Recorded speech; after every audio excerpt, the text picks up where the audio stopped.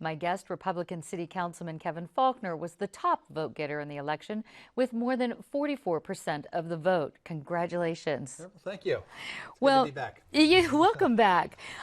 So you got this, you won last night as far as on a big lead, but you told your supporters early on that the campaign is just beginning. Yeah, it's really like halftime, believe it or not. And we've worked so hard over the last couple months.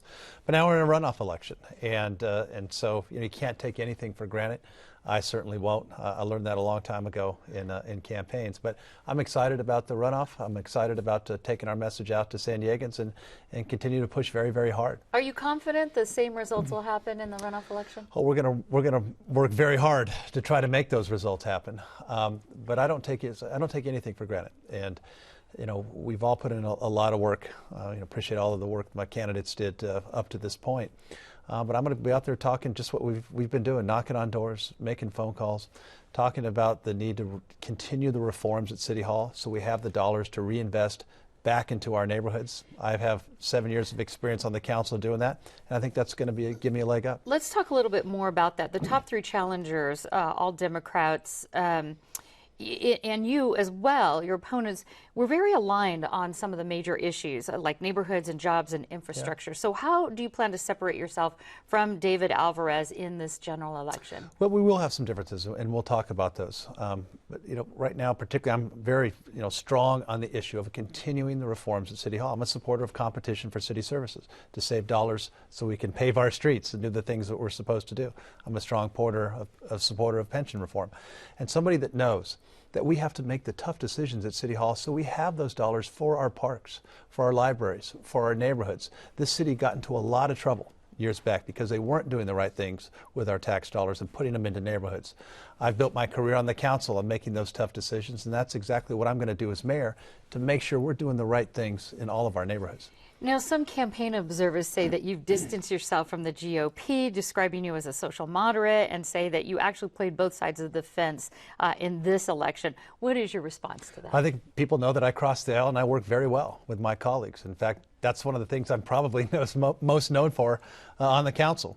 Worked very well with our council president, interim mayor Todd Gloria. As I said last night, it's not about partisanship. It's by leading with principles that put San Diegans first. That's how I've done my career since I've been on the council, why I've been successful. That's not only what San Diego needs right now, but that's what we absolutely have to move our city forward. I know the top three challengers were all Democrats. How much benefit, if any, do you think that you gained from having this sort of Democratic split? Well, I mean, there's a lot of people in the race. We had 11 of us, a lot of back and forth. And I think now that it's crystallized, it's a different campaign. It's one-on-one.